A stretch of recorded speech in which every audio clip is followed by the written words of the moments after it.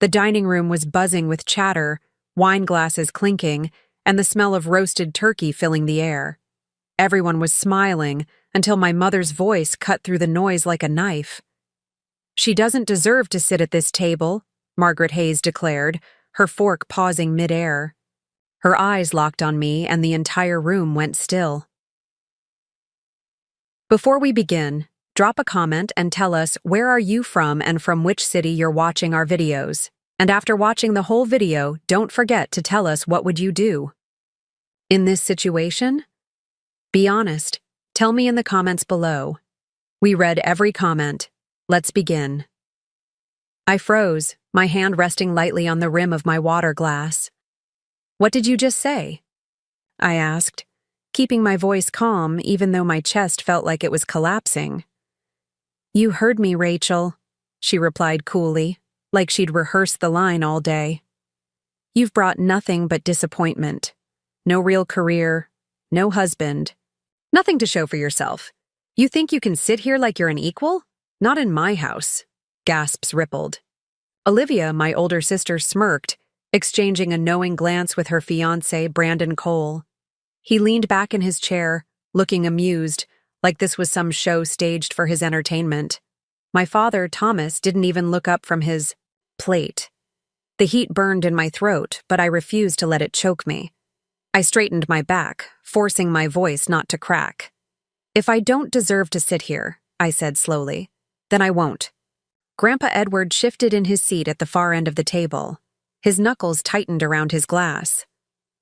"Margaret," he began, but my mother cut him down with a glare. The silence was suffocating. My chair scraped loudly as I pushed it back. Every eye followed me, some curious, some mocking, none sympathetic. I stood tall, my legs trembling but my face unreadable.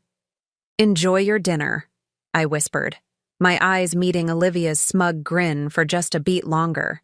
Then I turned and walked away, each step echoing on the hardwood floor like a drum. The laughter returned before I even reached the front door, as if my presence had been nothing but an interruption in their perfect evening. But I didn't care. The cold November air slapped my cheeks when I stepped outside, and I inhaled deeply, as if I'd been freed. What they didn't know was that tomorrow morning, their carefully crafted world, where I was the failure and they were untouchable, would start to crack, and the first blow would come from the one man they still thought they controlled: Grandpa. The morning light spilled through the wide kitchen windows, golden and warm, catching on the polished countertops and the steam rising from a fresh pot of coffee. My new home still felt unreal to me. The marble island, the high ceilings, the quiet peace that wrapped around every corner. For months, I'd built this life in silence, piece by piece, away from their prying eyes.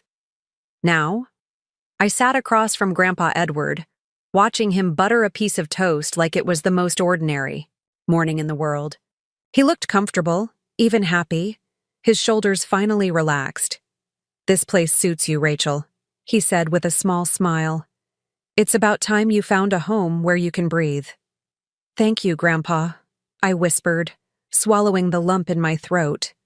His presence here meant everything. He hadn't spoken up last night, not really. But the fact that he'd chosen to come to my house first thing in the morning said more than words ever could. A knock at the door shattered the calm. Not one knock. A pounding. Hard. Aggressive. Stiffened, coffee cup pausing midway to my lips. Edward raised an eyebrow. "Expecting company?" I shook my head. My pulse raced as I stood, crossing the room to the door. When I pulled it open, the color drained from my face.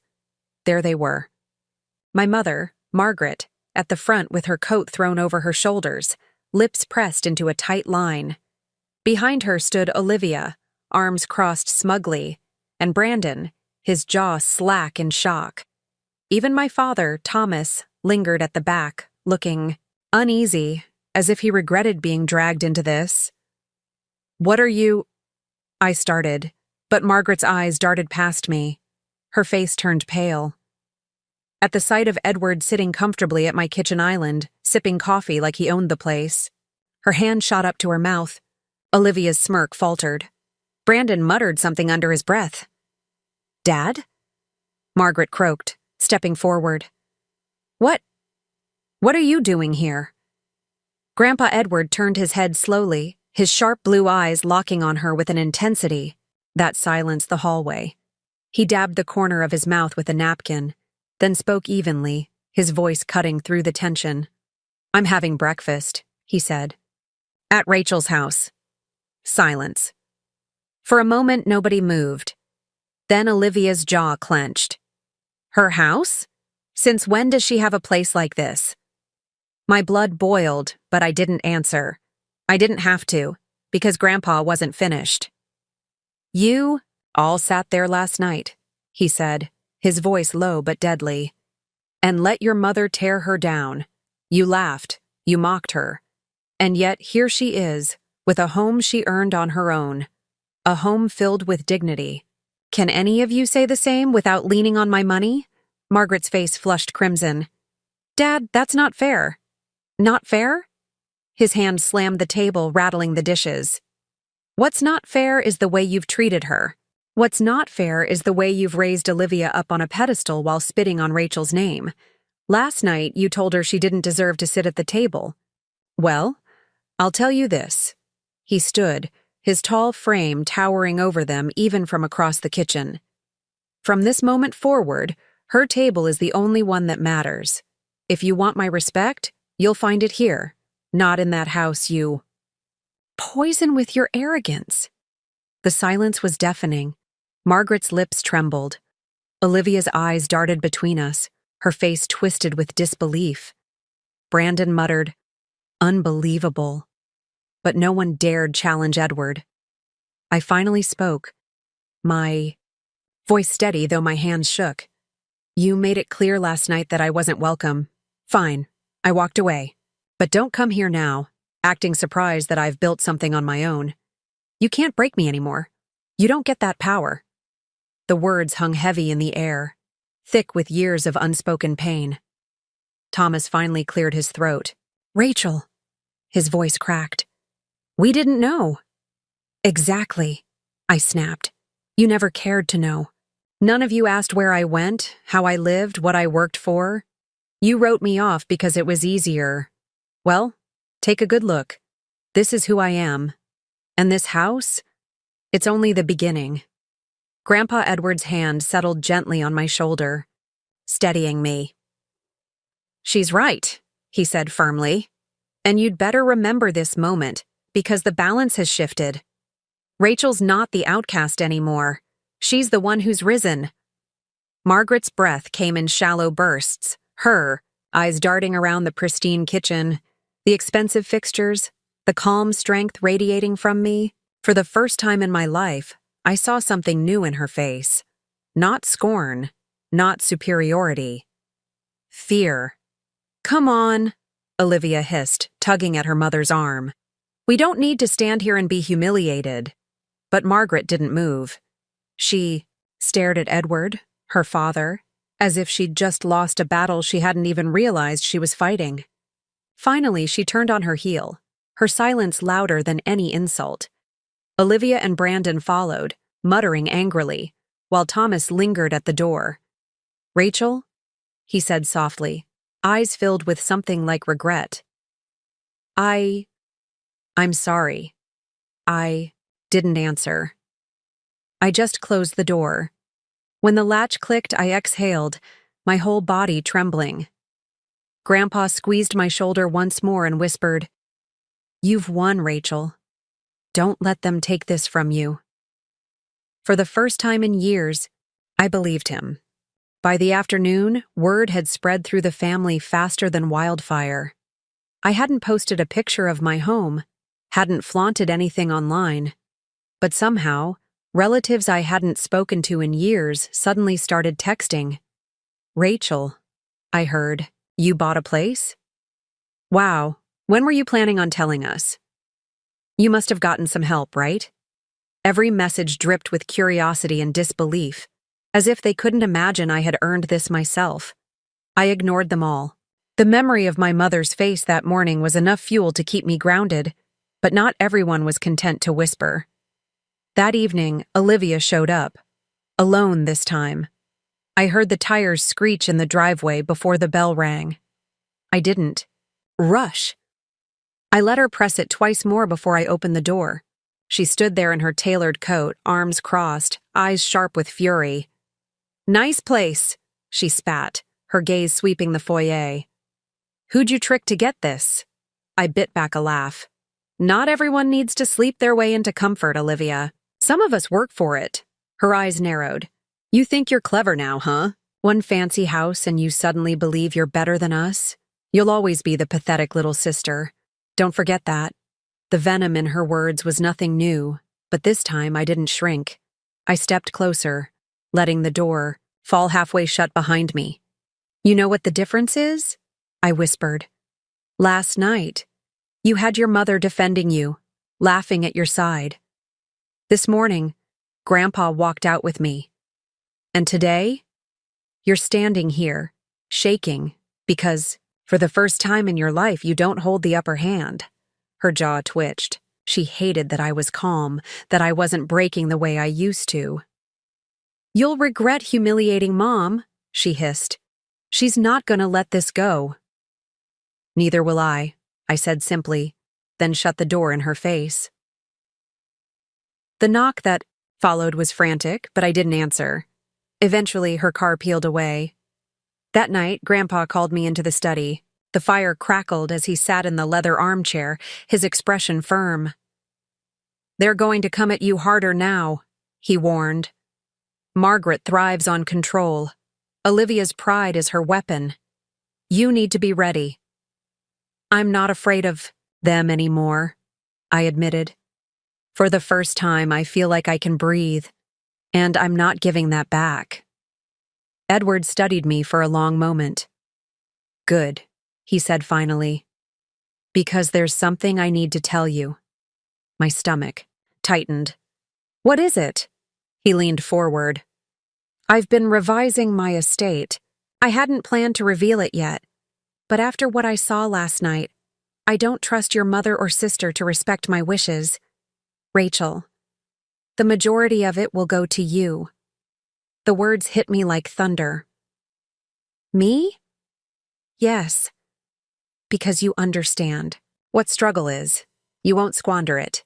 They've lived in entitlement long enough. It's time someone with humility carries the family forward." I sat in stunned silence. For years I had been treated as invisible, the forgotten child.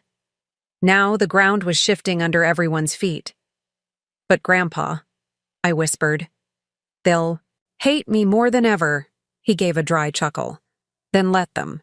Hate is powerless against integrity, and you've got that in spades." 2 days later, the storm arrived. Margaret called. I didn't answer. Then she called again and again. Finally, she left a voicemail. Her voice was sharp, almost panicked. "Rachel, we need to talk. Your grandfather is making reckless decisions. You need to think carefully about what's best for this family. Call me back immediately." I deleted it. That evening, I went grocery shopping. Heads turned in the aisles. A cousin I barely knew whispered something to her husband, glaring at me like I had stolen their future. It hit me then. This wasn't just about a house. It was about power, control. And I had unknowingly taken it away from them. When I returned, Grandpa was waiting with a quiet smile. "They'll circle like vultures," he said, "but don't give them an inch. The moment you doubt yourself, they'll pounce." I looked around at the life I had built, the home, the peace, the strength I finally felt in my bones. And for once, I wasn't scared of the storm. Because storms, when they pass, reveal who's truly standing. And this time it wouldn't be them. The confrontation came quicker than I expected. Grandpa Edward insisted we host a small Sunday brunch. His idea, not mine. He said if the family wanted answers, they could come see the truth with their own eyes. I didn't argue. Part of me wanted it to end, to strip away the whispers once and for all. By noon, Cars filled the driveway. My stomach churned, but I stood tall in the entryway. Margaret stormed in first, her heels clacking like gunshots against the hardwood floor. Olivia trailed her, chin high, with Brandon smirking as if this was some kind of spectacle. Thomas lingered, in the background, hesitant as always. "This is ridiculous," Margaret snapped, eyes sweeping the elegant living room. "Rachel, stop playing house. We all know you didn't earn this." I kept my voice steady. "Then explain why Grandpa chose to spend his mornings here instead of at your table." Edward appeared from the kitchen, calm but commanding. "Because, here, I'm treated with respect. Something you seem to have forgotten, Margaret." Olivia crossed her arms. "You're blinded, Grandpa. She's manipulating you. She always has." His jaw tightened. "No, Olivia. What blinds me is the arrogance I've tolerated for far too long." He turned to face the room. "So let's make this clear. Rachel has built a life for herself, a life of independence. And I've decided she will inherit the majority of what I leave behind." The silence was deafening. Margaret's face went sheet white. Olivia's mouth fell open. Brandon muttered a curse under his breath. "You can't do that," Margaret finally choked. "You can't cut us out for her." Edward's eyes burned. "I can, and I will. Because when I needed kindness, Rachel showed it.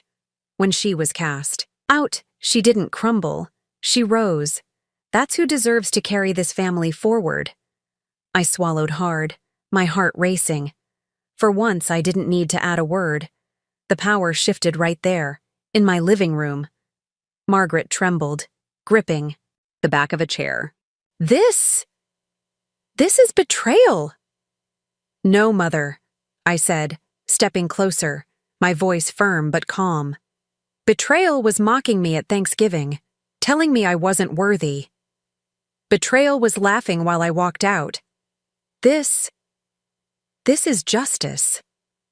Her eyes filled with something I'd never seen before. Not rage, not superiority, fear. She opened her mouth, but no words came. Olivia grabbed her arm. "Let's go. This isn't over." They left, slamming the door behind them. Brandon followed, grumbling. Only Thomas lingered, his hand brushing the doorframe. He looked at me, guilt written across his face. "Rachel," his voice cracked. "I should have defended you that night. I'm sorry." I studied him for a long moment. For years, he'd been silent, and maybe now he regretted it. But regret wasn't enough. Not yet. "Then prove it," I said simply. "Start by standing up when it matters." He nodded faintly before slipping out the door. When the house was quiet again, I sank into a chair, shaking. Edward placed a steady hand on my shoulder. "You didn't just win today," he murmured. "You reclaimed yourself. That's something they can never take away." For the first time in years, I felt light, free, powerful. I had walked away from their table, but I'd built my own. And now, for once, they were the ones left scrambling outside the door.